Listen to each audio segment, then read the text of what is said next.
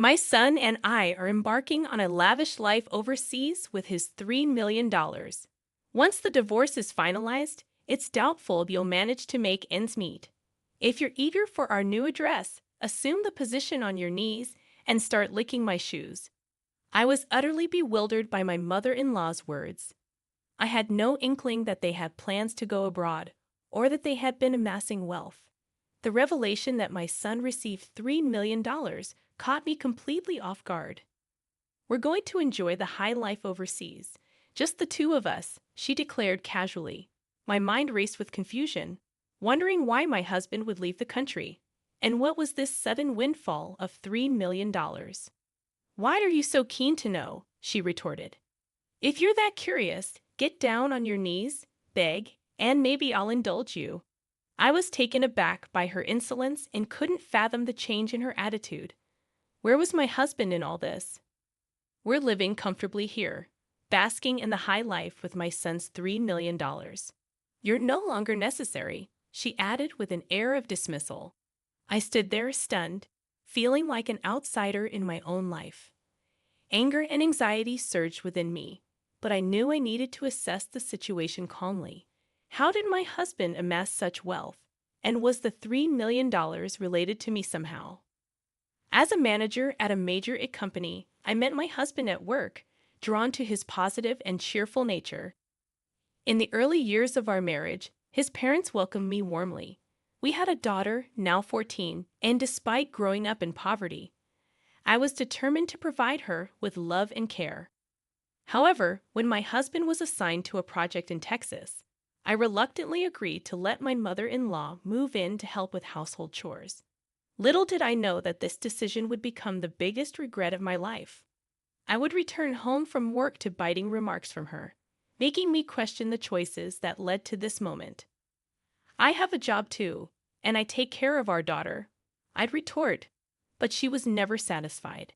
When I was young, the family was everything, and the thought of working outside never crossed my mind. On the day my daughter got good grades at school, she said, "It's all thanks to me. What's the point of you? Maybe we don't need you around." Despite my mother-in-law helping only with simple homework tasks, I have been the one teaching my daughter most subjects. When I slightly messed up a dish, she pounced, saying, "How did you and my son even survive before with such poor cooking skills?" I'd snap back, "I'm doing my best, and everyone has their own way of doing things." My patience was wearing thin. "She doesn't do her chores," she complained to my husband. "Mom, she's working too. Please try to understand," my husband would chime in. However, living together, the relationship between my mother-in-law and me became increasingly strained. With my husband far away, I felt more isolated. One day, I decided to call my husband to discuss this. "Hello, are you okay right now?" I asked. "Yeah, I'm good. What's up? It's kind of late." "Well, your mom gave me a piece of her mind about house chores, and it's really getting to me. I'm sorry. Mom's always been a bit sharp-tongued, but maybe she has a point. Still, don't let it get to you too much. Just keep doing things at your own pace." Feeling a bit reassured by my husband's words, I once again dedicated myself to our daily routine. But as my husband was away, the pressure from my mother-in-law kept building, and I was getting more and more worn out every day. I looked forward to my husband's return. Living with my mother-in-law without my husband around was challenging. Initially, I got by holding on to the remnants of my husband's presence. However, as days turned into weeks, her behavior grew even more unbearable, and I felt crushed under the weight. She'd nitpick everything I did from dawn till dusk and criticize me constantly. When I made my husband's favorite rice dish, she coldly remarked, "This tastes terrible. Who'd eat this?" Whenever I took a short break, she chastised me, saying, "How can a woman who can't even handle household chores take a break?" I never had much confidence in housework, and with my husband, he'd just laugh off my little mistakes. In front of my mother-in-law, it was different. Realizing that I had no room for error, I began to understand that the way my mother-in-law treated me stemmed from her excessive love for her son. It seemed she couldn't accept that he had married and moved away from her. This experience solidified my resolve never to become an overbearing parent like her. After treating myself to a small shopping spree at a local mall, my mother-in-law got wind of it. When I got home, she was waiting for me at the entrance fuming. How could you think of going out for fun when your husband isn't home? What do you think is happening with the household chores? I thought I needed a little break, I replied, trying to defend myself. A break in this situation? All this trouble is happening because of your ineptitude. Following this, I awaited a call from my husband, hoping that hearing his voice might lighten my mood. However, the content of his call was far from what I expected. I've got some bad news. My work in Texas isn't going well. I got into gambling, and now I'm in a tight spot financially. I've also accumulated quite a debt. Gambling? In debt? This is way out of line. What's going to happen to our future and our daughter? I'm sorry, really sorry. I feel stuck right now, but trust me, I'll find a way. How? How do you plan to handle this? How much do you owe? I'm working on a solution. I had always thought of my husband as a sincere person who would never gamble. He was always punctual for our dates, and after we moved in together, he always came straight home from work. He would thank me whenever I cooked or did laundry. It was because of his sincerity and honesty that I married him. However, with him away and the constant criticism from my mother-in-law, my life felt unbearable. I can't believe someone as useless as you married my son. My mother-in-law's harsh words echoed in my ears. My heart sank into despair. Since my husband started working away from home, I have been constantly criticized and blamed by my mother-in-law, and his recent confession deepened the despair I felt inside. His debts and gambling issues followed by an onslaught of more criticism from her. Unable to handle the overwhelming pressure, one night, I left the house and found myself crying on a park bench.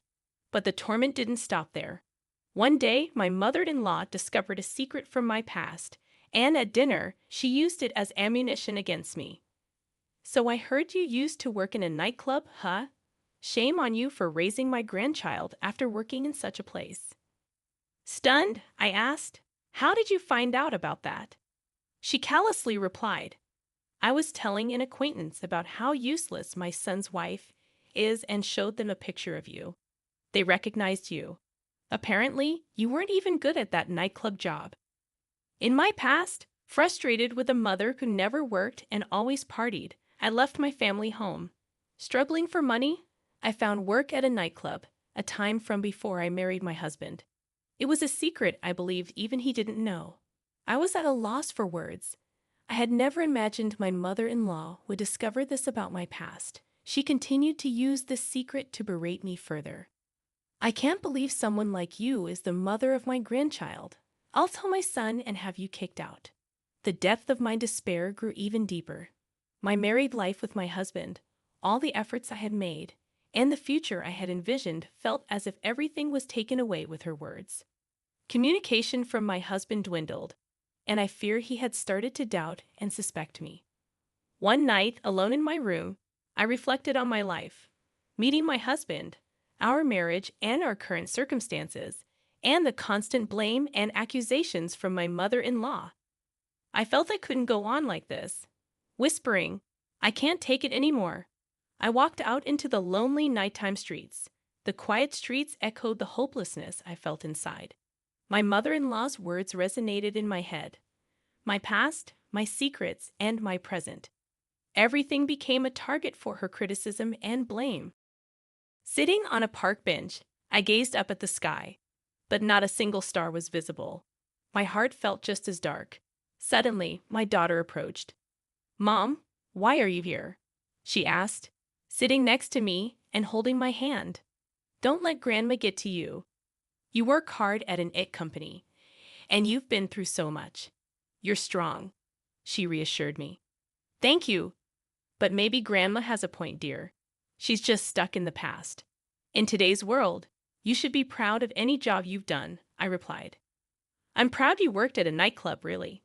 Yes, because it shows you've always tried your best for us, no matter the circumstances. Don't let Grandma's words control you.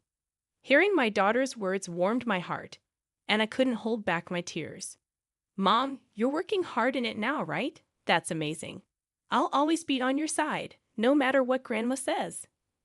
Gratitude for my daughter filled my heart, and her support gave me hope that together, we could overcome any challenges. Later, in my husband's study, I took a deep breath before delving into a mountain of paperwork.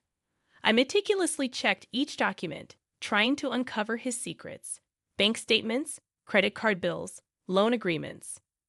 Slowly, my husband's financial situation became clearer. I found several receipts from gambling activities, horse racing, slot machines, casinos.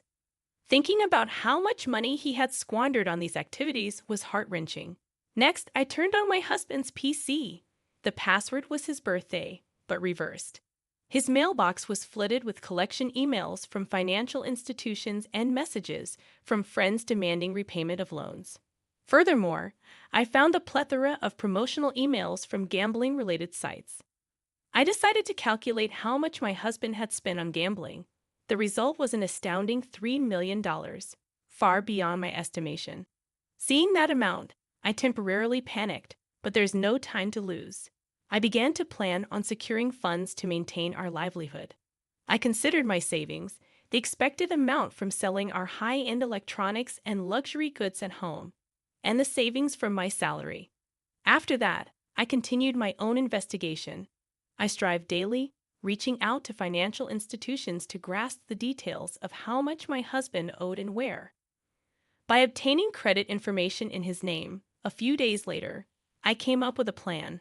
I began preparations to build a life without relying on my husband or mother-in-law. I'd also figured out a strategy to repay my husband's debts. Capitalizing on my experience in the IT industry, I decided to join freelance projects. For several days, I created a portfolio and registered on a website introducing freelance jobs. Then, a few days later, I received my first request from a client. This will help a bit with our living expenses, I thought. In between daily work, I reviewed our household finances. I canceled unnecessary subscription services, cut down on wasteful spending, and researched recipes for savings. I successfully reduced our daily food expenses as much as possible. Moreover, based on information from local mom friends, I tried participating in a community yard sale. I managed to sell some brand items and unnecessary electronics we had, earning a decent amount. A few weeks later, my activities as a freelancer were going smoothly, and I felt that my income was becoming stable.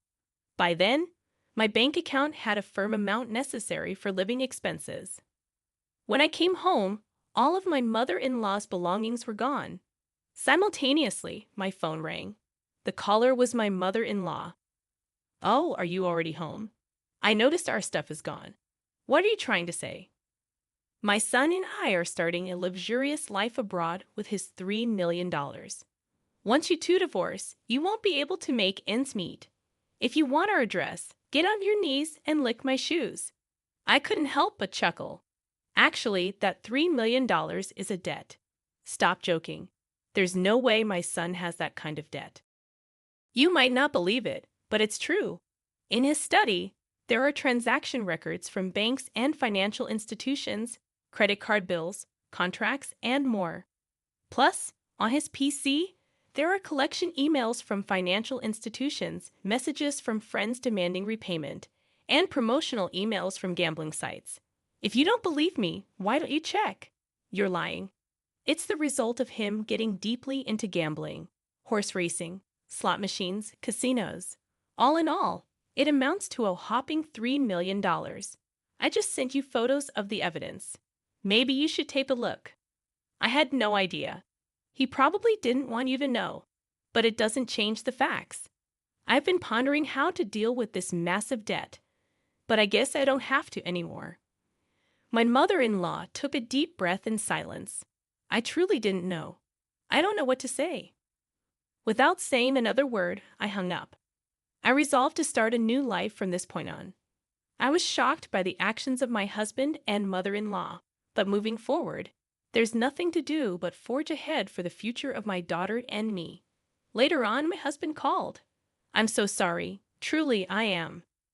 His voice was more subdued than I'd ever heard it. Yet my anger didn't subside. Why did it come to this? Our family is falling apart because of you. I never thought it would come to this, but when I decided to go overseas with Mom, I couldn't see a future with you and our daughter. I was flabbergasted by his words. You couldn't see. It's because of your carelessness and lack of planning that our family is in this mess. I know that, but it's too late now. I made a promise to Mom. Promise? What promise? One, to sacrifice our daughter's future and grab a paradise just for ourselves. My husband was silent for a while. Did you truly love our family? I did, but now it's different. At that point, his voice broke, and I could hear him crying. Don't hurt us anymore. My daughter and I are going to live on our own from now on. We'll forget about you. He didn't say anything back. I could only hear his sobbing from the other end. Calmly, I hung up the phone. The reason my mother-in-law confused assets with debts was due to a bill of $3 million that suddenly arrived at our home. She mistook the $3 million bill for a lottery-winning notice. She began planning her dream relocation overseas and approached my husband about it, unaware of his mother's misunderstanding and thinking starting a new life overseas would allow him to escape the debt problem. He accepted her proposal, mistaking a bill for a lottery notice. After that, I kept my anger towards my husband and began looking for a lawyer. I was set on preparing for a divorce, claiming compensation for emotional distress and child support. Now, a new life was about to start, a life for me and my daughter independent from my husband and mother-in-law. I consulted with a lawyer about the divorce, emotional distress compensation, and child support claims. During this period, my daughter and I spent a lot of quality time together, and she became my strongest supporter. She fully understood my decision and chose to stay with me. Hearing her words made all the hardships, disputes with my husband and mother-in-law worth it, and I couldn't help but shed tears. Meanwhile, my mother-in-law and husband were struggling with their life overseas. Despite starting a new life there, they apparently faced continuous problems due to a lack of preparation and financial issues. Furthermore, after being pickpocketed and losing their funds, they faced even more difficulties due to the language barrier. In the end, they were deported for overstaying their visas. Later, I negotiated with my husband through the lawyer. The divorce is finalized, and we've agreed that he'll pay the emotional distress compensation and child support in one lump sum. Thank you. Now I can finally start a new life. But all at once? Wouldn't it be better in installments? The husband took on even more debt, seemingly borrowing money from some shady loan shark. I don't know what happened to him after that, and honestly, I don't care. After being evicted from her rental property and getting pickpocketed, losing all her savings, my mother-in-law ended up homeless. Upon her return to the U.S., my daughter and I started our new life. Sure, it wasn't always easy, but freed from my husband and mother-in-law, we could look to the future positively. I want to live happily, collaborating with my daughter, who saved me from the depths of despair.